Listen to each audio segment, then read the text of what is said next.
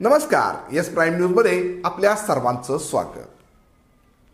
रोज एक मर्डर असं आठवडाभरात संपूर्ण कुटुंबातील 6 जणांचा बळी घेतलाय.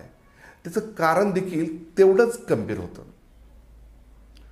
मैताची असणारी शेतजमीन आरोपीच्या नावे करण्यात आली होती आणि पुन्हा काही दिवसानंतर आरोपीने मैताच्या नावावर ही शेतजमीन करायचं ठरलं होतं. मात्र आरोपीने त्याला नकार दिला आणि ही शेतजमीन हडप करण्याच्या उद्देशानं मैताच्या कुटुंबातील 6 जणांचं हत्याकांड त्यानं घडवून आणलंय.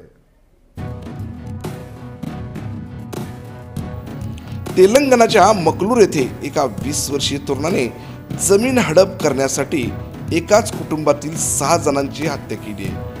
मात्र पोलिसांना केवळ 4च मृतदेह शोधण्यात यश आलंय.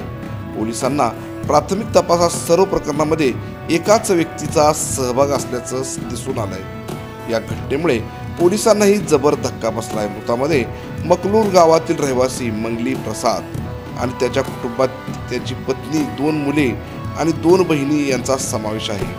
हे कुटुंब मकलूर सोडून कामारेड्डी जिल्ह्यात माचरेड्डी गावात स्थायिक झालं होतं. पोलिसांनी दिलेल्या माहितीनुसार 9 डिसेंबर रोजी सुरू झालेले हत्याकांड आठवडाभर सुरू होतं. या हत्याकांडामध्ये एकाच कुटुंबातील 6 जणांची निर्गुण हत्या करण्यात आली आहे. 14 डिसेंबर रोजी कामारेड्डी जिल्ह्यात सदाशिवनगर पोलीस ठाण्याच्या हद्दीत एका अनोळखी महिलेचा मृतदेह सापडला. तो मृतदेह पूर्णपणे जळालेला होता. या प्रकरणी पोलिसांनी खुनाचा गुन्हा दाखल करून 2 संशयितांना ताब्यात घेतलं. त्यानंतर मेडक जिल्ह्यात आणखी एक महिलेचा मृतदेह सुद्धा सापडला.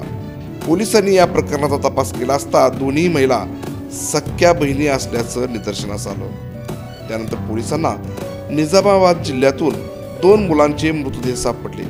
एका पुलाखाली मुलांचे मृतदेह सापडले होते. त्यानंतर आणखी तपास केला असता पोलिसांना मृत लहान मुले आणि महिला या दोघांचाही संबंध असल्याचं समोर आलं. हे सर्वजण एकाच कुटुंबात असल्याचं समोर आल्यानंतर तेलंगणात एकच खळबळ उडाली. चौकशी दरम्यान मृताच्या नातेवाईकांनी सांगितलं की दोन्ही मृत मुलांचे पालक सुद्धा बेपत्ता आहेत. त्यांच्या कामारेड्डीतील घराला देखील कुलूप आहे. या त्यांचाही खून झाला असावा असा संशय व्यक्त केला. त्यानंतर पोलिसांनी वेगात तपास सुरू केला. मुलांच्या वडिलांनी त्यांची संपूर्ण मालमत्ता स्वतःच्या नावावर हस्तांतरित केली होती. त्यांनी मालमत्ता परत करण्यास नकार दिल्याने याच प्रकरणावरून अनेकदा मोठे वाद झाल्याचं समोर आलं. मालमत्तेच्या कारणावरून ही हत्या झाल्याचं नातेवाईकांनी सांगितलं. दुसरीकडे जेव्हा प्रसाद कुटुंब माचरेड्डी येथे राहत होते तेव्हा त्यांच्या मॅकलुरी येथील घराची देखरेख मंगली प्रसादचा मित्र गोलू प्रशांत करत होता.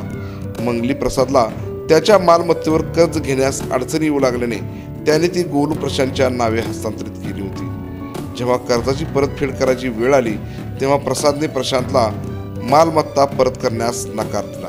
मात्र प्रशांतने त्याला नकार दिल्यानंतर निजामाबाद कामारेड्डी राष्ट्रीय महामार्गालगतच्या जंगल परिसरात प्रसादची हत्या झाल्याची माहिती समोर आली. या प्रकरणानंतर प्रसादच्या पत्नीची हत्या करण्यात आली. प्रशांतने तिला सांगितले होते की प्रसादला अटक करण्यात आली आहे असं खोटं बोलून प्रशांतने प्रसादच्या पत्नीची हत्या केली आणि तिचा मृतदेह बसरा येथील नदीत टाकून दिला. त्यानंतर प्रशांतने प्रसादच्या मोठ्या बहिणीची आणि 2 मुलांची हत्या केली.